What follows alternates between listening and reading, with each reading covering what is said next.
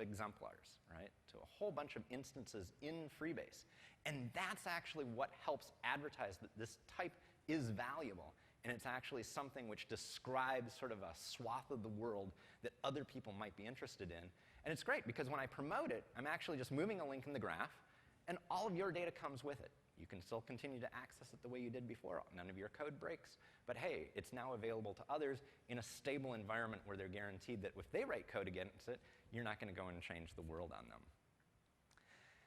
So there's an interesting debate which has taken place on the Freebase discussion list fairly recently, and this is one of the things that really sort of has crystallized a little bit of thinking about how Freebase is a little different than other vocabulary systems, but it also, I think, actually might suggest the way that some vocabulary systems could emerge in the future. And that is, we've been trying to go through and actually come up with sort of good linguistic descriptions of the core types within Freebase Commons. It turns out that we had a lot of exemplars, and not a whole lot of attention had been paid to sort of the words that we were using to describe this type. And so it came to politician, and the question was, what do we really mean by a politician?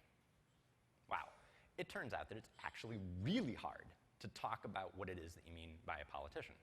Oh, it's some guy who was elected. Okay, great. Somebody who's actually creating policy within the FTC, where it's actually serving the current administration. That seems a little political. They may have sort of jockeyed for the position to actually be able to write policy. Okay, that person is a politician. How about somebody on the Privy Council? Well, I don't know. That kind of seems like it was a very political thing. You do the wrong thing, your head chops off. It's like, okay, I think that's political.